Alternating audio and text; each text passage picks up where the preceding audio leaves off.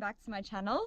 Excuse my beautiful face, but I've just been for a bit of a hike and I'm all gross and sweaty and probably quite a bit sunburnt because I haven't put sunscreen on, which if you're ever in South Africa, do every day. Doesn't matter if it's winter, if it's raining, just put sunscreen on. But again, that's not the point of my video. My video today is basically how I'd like to share with you how I actually lost my weight. So how I went from 72 kilograms to 50 kilograms for 49.5, but let's not be specific.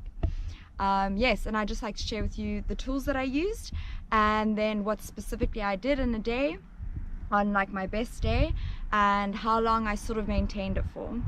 Disclaimer, I am not a fitness coach and I'm not a nutritionist. Everything I've learned on YouTube videos like this one, I suppose. And then just watching motivational videos and doing a lot of research, like looking at websites like Livestrong and all of those things. So I definitely recommend doing your own research according to what you're interested in or how you'd like to lose your weight, because there's a lot of information out there and a lot of the time people pay for these things and you don't really need to. I'm points and proof. Never really been to a gym, and yeah, I never really had anyone tell me specifically what to eat. So let's get started.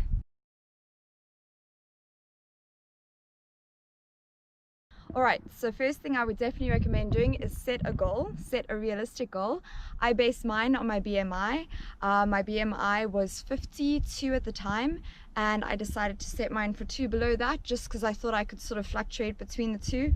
But as it turned out, that was a little bit too light for me, especially after I put quite a bit of muscle on.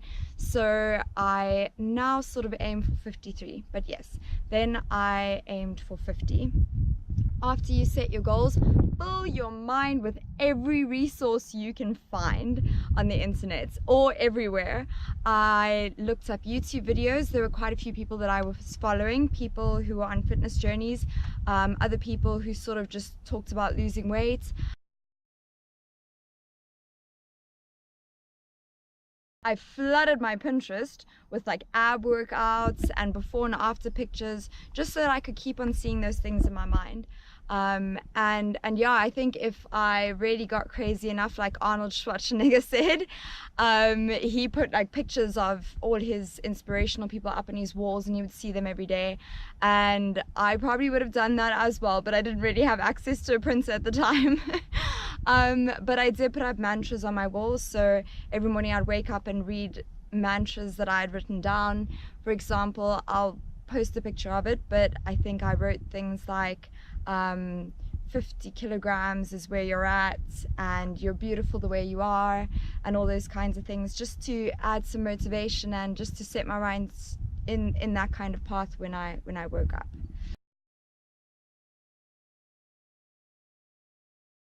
Alright, so after you've set your goals, get your tools in order. Tools, I'm talking about things that will sort of help you keep track of your progress, as well as sort of hold you accountable. I got obsessed with MyFitnessPal. I would type in everything that I ate into MyFitnessPal. I tried to also incorporate a little bit of my exercise, but I think they're a little bit limited on that side. Besides MyFitnessPal, I would keep a calendar of what exercise I did, so every day I'd write down what exercise I did, which was a great record to see what really worked and what didn't work, because as I'm sure you know, your body doesn't react straight away. I mean, besides the pain, the muscle pain that you'll feel the next day from exercise, in terms of losing actual weight and putting on muscle tone, it only happens in about 2 weeks. So yeah, don't be discouraged if you don't see results straight away. The whole point of this is maintenance and just sustaining it and keeping on going with any goal in life. I suppose if you aim in that direction for long enough, eventually things will happen, you know, the bow will break. So yes, just keep a track record of what you're doing. I did also have a food journal in the beginning, but my fitness app MyFitnessPal replaced that. So if you'd like, keep a food journal. You could even write your fitness in there and your exercise in there. I know I did that as well. And what really was cool with the fitness journal is at the back of it, all the things that I researched, so all the diet tips and things that I found on YouTube, and on Pinterest I would write down in there things like apple cider vinegar early in the morning, and all that. So yes, I would definitely recommend doing that. Oh, and I almost forgot. So of course another handy tool would be your scale, to check what's going on. But this is a very big important point to mention here, because I'm still struggling with that today. Sometimes the scale doesn't matter. When you're doing exercise, especially weights, you're gonna put on muscle.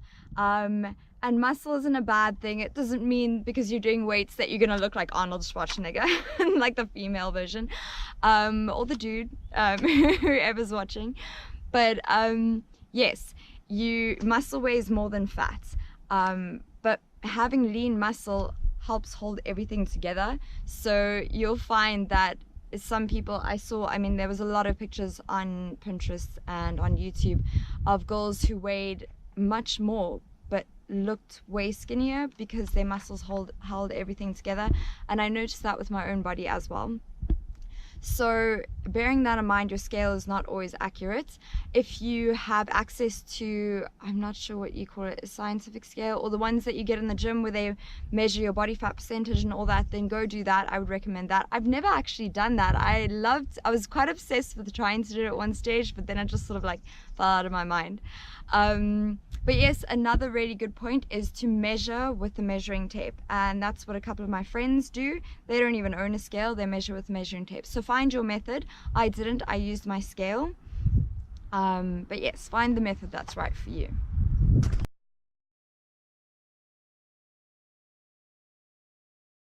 Okay, so let's get on to the food. Another sort of bumper sticker advice thing that I mentioned before was the 20-80 rule. 80% what you eat and 20% exercise. So really what you put in your body makes a big difference. If you're eating like, I don't know, 10 packets of crisps a day, that adds up to your calorie intake, as opposed to eating chicken breasts and things like that, that has a high content of protein that helps you build muscle. Yes, your body composition is going to be very different.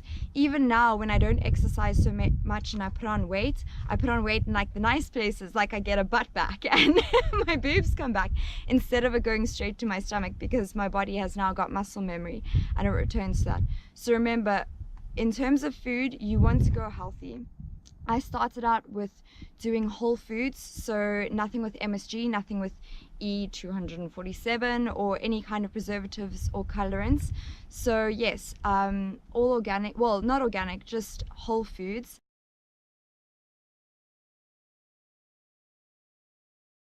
My biggest rule was I cut carbohydrates. I didn't really purposely go into the high protein diet, but it sort of ended up that way. I always sort of steered clear of carbohydrates, and then later on I found out they're actually not really great for me.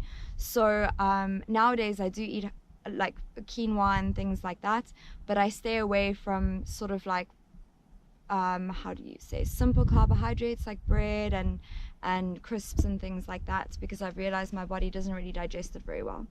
But yes, so stay away from carbohydrates if you can, including fruit. I cut out all fruit, and the only carbs I was really getting was from vegetables. So let me take you through my general day. I'd wake up in the morning and I'd do my exercise fasted, so I wouldn't have eaten anything. I would have a cup of coffee, and then I would have a cup of apple cider, well, a teaspoon of apple cider vinegar with hot water, a little bit of lemon and cinnamon. This I got from Pinterest, I think it was. And yeah, they say that apple cider vinegar just sort of like helps set your stomach and clean your stomach out. So yes, I started doing that. So that was sort of like what I had in the morning. And then I would only eat my first and only meal at the time at 4 o'clock in the afternoon. I know, you guys are gonna think I'm crazy, but what I was also doing at the time was intermittent fasting. And if you guys have never heard of intermittent fasting, I would definitely recommend checking it out. It is quite cool, and it has quite a lot of benefits. There's a lot of scientific research being done on it now, and there has been in the past, and there's a lot of controversy around it. I mean, there's some claims that it can even extend your life and to do with cell regeneration and things like that. So I would definitely recommend looking into that. But I have found even now that in terms of digestion, if I intermittent fast, it it's like clockwork. I can tell you when I need to go to the bathroom. A little bit of an overshare, but sometimes it's quite handy, especially when you're traveling. You know when you're gonna need to be near a bathroom. But yes, so I was intermittent fasting at the time, so I would only have my first meal at 4, and this was a huge meal. I would have like 2 chicken breasts, a whole head of broccoli, 2 eggs, and then sometimes I'd fry up some tomatoes and things like that. But tomatoes are high in sugar, so I only started doing that towards sort of the end of it. But yes, that would be my general meal. And then I started including protein as a supplement, protein powder, and I would have a protein smoothie, which would just be protein powder and water. I wouldn't add anything else. Okay, and for those of you who think protein powder and supplements are the devil, they're not. I totally thought they were. I thought they were like the cheeky things that like athletes use to like buff up and to be like better than everybody else, but they're really not. I love my protein shakes. Research it. I mean, my best one, I got one time, I think it was called Forge, and all the whey protein was all organically sourced, and the cows were grass-fed and all that. So I felt a lot better about putting it in my body. There weren't any preservatives. It had a natural sweetener. I think it was stevia at the time. And again, there's so much information back and forth about what's positive, what's negative. At the moment, that was, well, at the time, that wasn't my sort of like thing. My thing was I wanted to lose weight.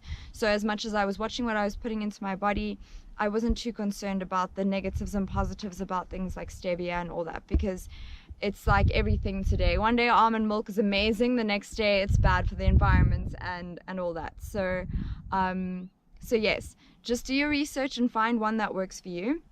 At the moment I'm actually using a vegan one, but we'll get into that another time. So yes, and then I had my protein shake after my meal, and that was it for me. That was all I had for the day. And then I'd probably go for a walk, or just to do something to distract me. I would maybe research a little bit more on what I was doing in terms of this, or obviously visit friends and do things like that. But yes, so that was my typical day on my diet. Other things that I would also eat, so I would interchange between chicken breasts and tuna, and then pork belly. And I know a lot of you guys are gonna say, oh my god, pork belly, it's full of fat. But at that time I'd also started researching the ketosis diet, which means high fat, then protein and sort of no carbs. So because I wasn't really eating carbs at the time anyway, it was kind of really nice to have that in my diet, also because I love pork belly. So yes, as much as I was restricting myself, I was also, I mean, you also have to keep yourself happy. If you restrict yourself too much, you'll go into danger zone. Alright, so another awesome thing about MyFitnessPal is it lets you see your macro balance, so your fats, carbohydrates and protein intake. You can set it, and then when you input your food, it tells you whether you've gone over or under, or how much you still need to eat to do that. I set my calorie limit at one stage. I will be honest with you, it was 600 a day, which is extremely low, and for people who are against fad diets, they're gonna tell you don't do that. And it does take a certain amount of dedication and hard work to kind of stick to that. To be honest, I would probably do that six out of 7 days in a week, and I maintained that possibly for, I would say, about a month. That was my longest stretch, was about a month and a half doing that. And that's sort of without cheating. On the 7th day, I would eat a little bit more, and I wouldn't exercise, so it was easier. But that's what I did for a month and a half, and that was what got me my best results.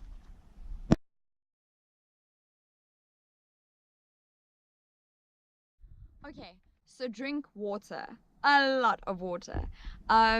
If you're going to drink anything else, I used to drink green tea, and I would have coffee. Although at one stage I also watched a video about how coffee is really bad for you and it sort of messes up your digestion and all of that.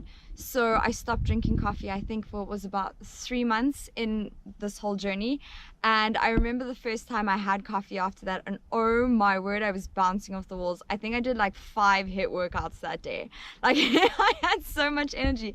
It was pretty awesome. So if you want to throw that in there as well, why not? But yes, coffee really kept me going.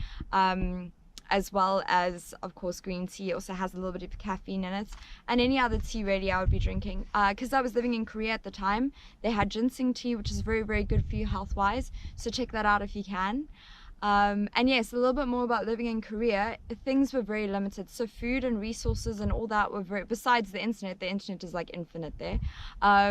Yes, food and my choices were very, very limited, so I was lucky that I could get chicken breasts, and I mean canned tuna you can get anywhere, and the pork belly I used to get from the local market, which is pretty cool. They used to steam it, which was really nice. Not crispy like one of my friends would complain, but it was really good.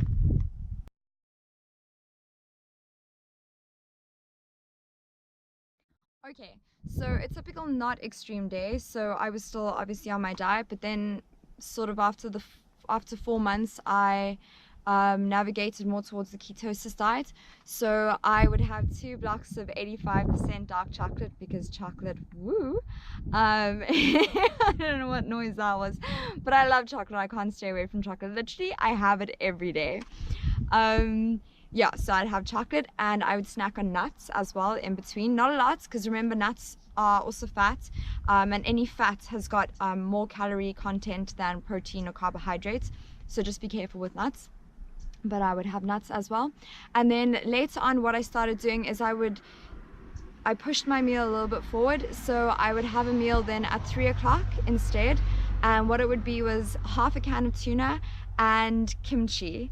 Kimchi, researched it, it's pretty awesome. Well, I don't know, it's a specific taste, but it's from Korea, and it's basically pickled cabbage, and it sounds horrible, but it was actually really nice because it's got quite a bit of salt in it, and when you're on a diet like this, you don't get enough salt. So that was sort of my salt intake. And then I would have my meal later on again, and then that I would stick to 1.5 chicken breasts, so then just a little bit less, and maybe 1 egg, and then a vegetable or two.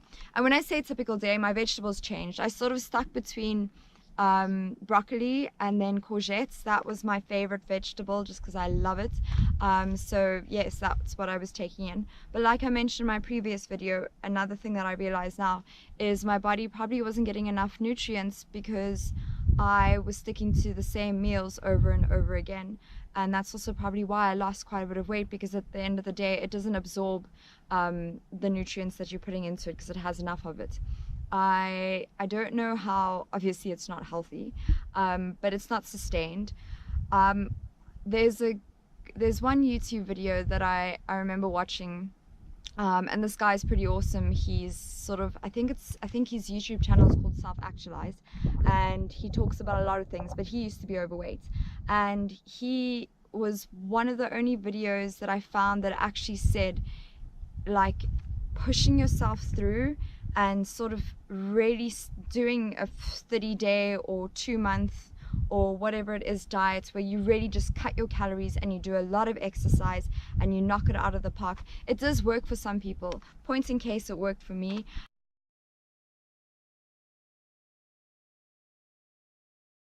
Okay, and another point I'd just like to add in terms of what you put into your body is I started taking vitamins because obviously I wasn't getting all the vitamins I needed. And to be quite honest, the vitamins that I was taking was very much oriented around losing weight.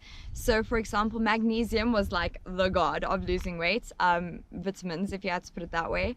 It really made a big difference for me. It helped get my digestive tract back on the ready, because obviously when you're cutting calories, your body's going to go into a bit of a shock, and when you're exercising, your body needs all the energy it can get, so your digestive system slows down quite a bit, and magnesium makes a very big difference, as well as weights, but I'll get into that later. Another supplement I took was a probiotic. Probiotic, I would definitely recommend research it, because a lot of them are made up differently. Some of them agree with you, some of them don't.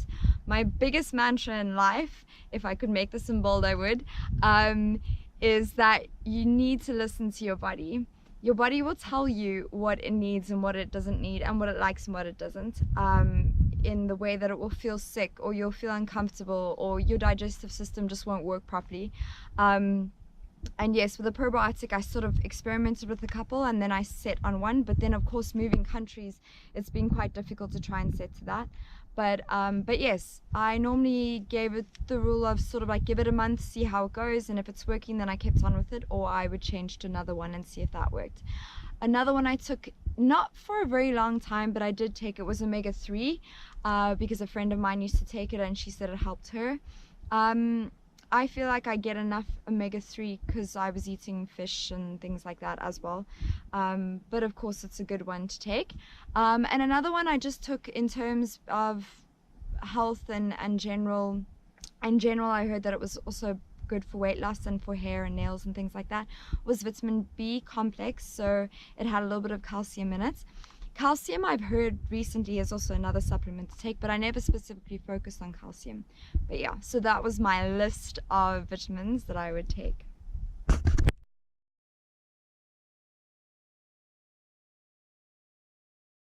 Okay, so let's get into workouts. I'll take you through my 7-day week workouts. On a Monday, I would start with yoga because yoga's awesome. And it would really get me into things and get my mind straight. I'm gonna have to look at my cheat sheet here because I can't remember. This is so different to what I do now. But yes, I would do yoga. Oh yes, and then after school, because I was working as a teacher, I would go for a hike. I was lucky there was a bit of a hill just behind my building, so I get into a hike, and it started obviously like really exhausting and difficult, but as I got better at it and as I got fitter, I would run as much as I could, run down the mountain, like my version of parkour, whoop whoop. And yeah, I love hiking, so that was pretty cool. So that was my Monday. On a Tuesday, I do an hour of HIIT. When I say an hour of HIIT, I subscribe to, I think it's called Sugar Pop. I'll double check what it is. Sugar Fitness, I'll double check what that is, but I subscribe to them and they have 45-minute HIIT workouts, which are awesome. I mean, it's been what, like almost 3 years, and I still use them today. They'd also have short 15-minute ones, or I just research some random ones off YouTube and do like a 15-minute ab blast or whatever it was. So that would make up my hour of HIIT workouts. On a Wednesday was my 45-minute weight training. Okay, so the weight training I sort of kicked in a little bit later. That must have been about 2 months in. And I loved my weight training. I got so much muscle tone, which you probably can't see now. But yeah, I got so much muscle tone, and my body really started coming together and shaping up quite nicely. I never got my thigh gap, but now I don't want it, so it's all good. But yes, and it really helped regulate my digestive system again, and it just felt good being stronger and not being as fragile, because when I lost quite a bit of the weight initially, I remember I gave myself food poisoning. I probably shouldn't say this because I work as a cruise chef, but I gave myself food poisoning the one day, and I remember I got sick for like the first time that I'd been sick in a very long time. I remember holding my body and just feeling how burny it was, and it was just so scary. I got a little bit of a shock then, and then I started seeing what people were talking about. But yes, the weights really made a big difference. So yes, that was a 45-minute weight training session. And then Thursday was my rest day, so I'd take a break, and I wouldn't really do anything. Generally on my rest day, I would always go for a walk, just like these days. I try and get my walking in. I think walking is very important. One of my biggest mistakes is I did a lot of running when I started this journey, and I went from 3 kilometers to like running 12 kilometers every day, and it did absolutely nothing for me because my body adjusted very quickly, and yeah, if anything, it would just make me keep weight, and that was not very good. So yes, so I'd go for a walk instead. And then the next day, so Friday, would be another hour of HIIT. So I wouldn't do the same one that I did previously in the week. I would do another hour of HIIT mixed with 45 minutes HIIT workout from Pop Sugar, and then I do a 15-minute leg blaster or something like that. Um, the next day was normally a weekend, and like I said, I was living in Korea and I had a couple of friends in the area. But when I got into this, I sort of made this very much my life. So I would spend the first half of my Saturday exercising and working out. So I would do a 45-minute weight training again, so weight training twice a week, and then I would go for a hike or I'd do a HIIT workout as well. So that is quite intense. It's basically like, either if it was the HIIT, it would be 2 hours exercise, or if it was the hike, sometimes I would do 3-hour hikes depending on the day, or if I was doing anything else for the day, which is a bit intense, but because I loved it, it wasn't a chore to me. It was something that I really enjoyed. And then the last day would be another rest day again. These days I actually do a lot more exercise, a lot less weights though. But yes, this is what I did then to help me going. I also do a lot of yoga now, but this was what worked. So do that. And I did walk. In general, I walked a lot. I walked to school. Every opportunity I could get, I walked. And I would definitely recommend that, just because walking, like running, sort of also just like helps everything, you know, go down. Like I remember reading once, a sumo wrestler will like eat a huge meal and then go straight to sleep. And that's like the worst thing that you can do. Obviously you don't want to look like a sumo wrestler. So when I heard that, I was like, oh my gosh, every time I eat something I need to go for a walk. And it's really beautiful actually. Sometimes you'll see old people do exactly the same thing, so you know it works.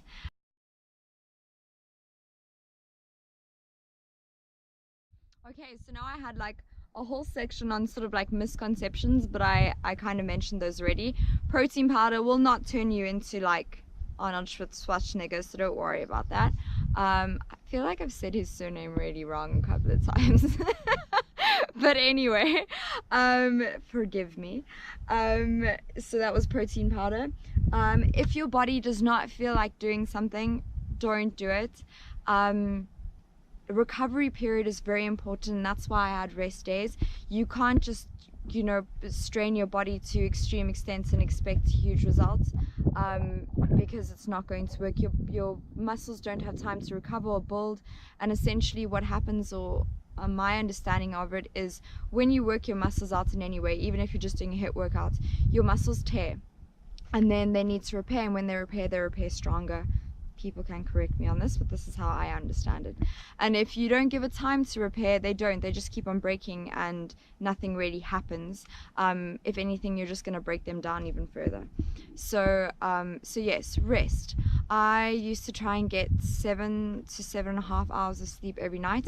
I've trained my body to survive on less these days, but every now and again, like I said, listen to your body. If it's tired, sleep. If you don't feel like working out for the day, don't do it. But then also don't binge or eat unhealthy or anything like that. Just stick to your normal program and don't feel bad. Like I went through a really big stage of sort of like, hating myself is a very strong word, but yeah, I struggled. I used to feel terrible if I couldn't exercise or if I ate something wrong, and that also held me back quite a bit, because I would go into this sort of guilty, weird cycle, which leads me to another thing, and quite a big thing.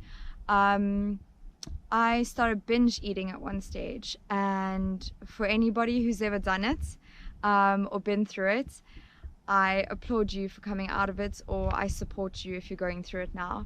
It's quite a tough struggle, and honestly, and now I understand, well, I do understand why people say fad diets are not the best.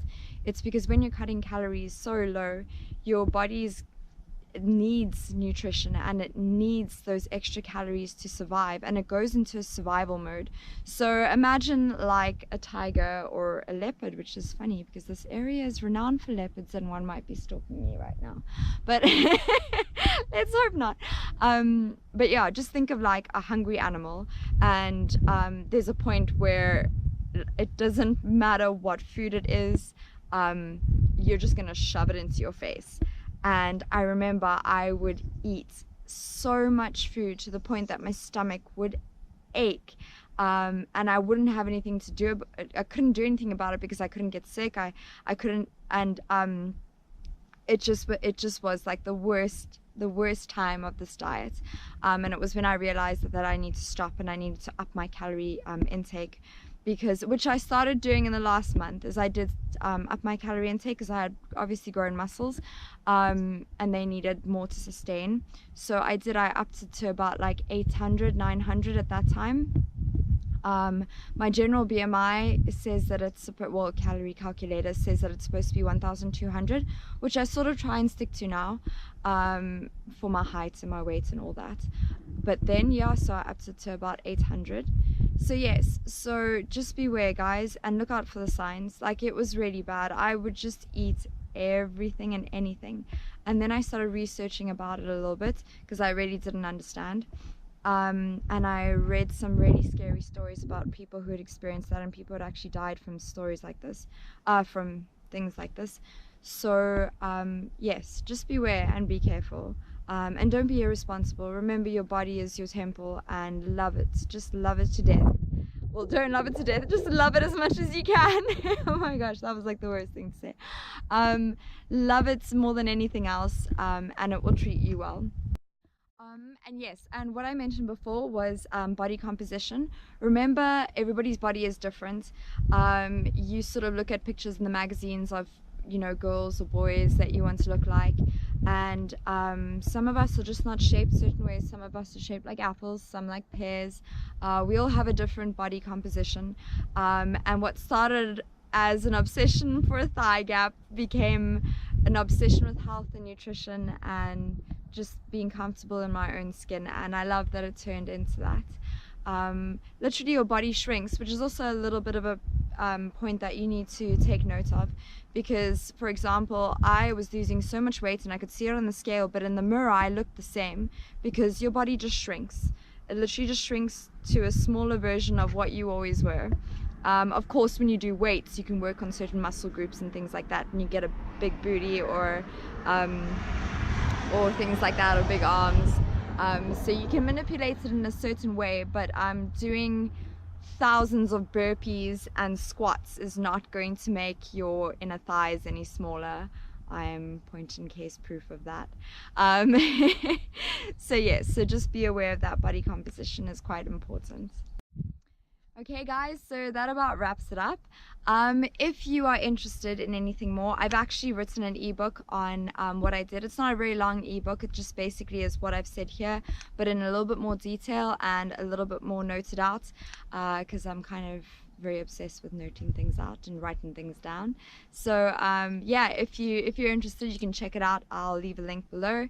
Otherwise, I hope that you've enjoyed this, and I hope that it has been helpful in some kind of a way, even if you just get one tip from it. I mean, like I said, I watched thousands of lots of videos, and I pulled things from everywhere, like the apple cider vinegar tip, or the fact that, you know, weights doesn't make you crazy big and it helps with your metabolism. I got all my supplement advice from all those kinds of things. So yes, I really hope that this has helped you, and I wish you lots and lots of love on your journey, and I hope that you find it exciting and inspiring, and that you inspire people around you, because there's so many awesome places in this world to discover and explore. And I found that losing weight and just getting myself healthy and on track and comfortable has made me feel so much freer and made things so much easier than it was before. Before, I would travel and I'd be tired and lethargic and all that, and now I have so much energy. It's kind of crazy ridiculous, and I love it. So yes guys, thanks once again for joining me, and if you have any requests, or if you have any suggestions or any feedback, I'm a little bit nervous for feedback, but if you do, let me know. I might be posting another video on my 8-day detox, seeing as I'm on holiday and I need to sort me out. Otherwise, I might be posting some travel videos or something like that in the future. So if you're interested, subscribe and stay tuned. And yes, wishing you lots and lots of love in your journey.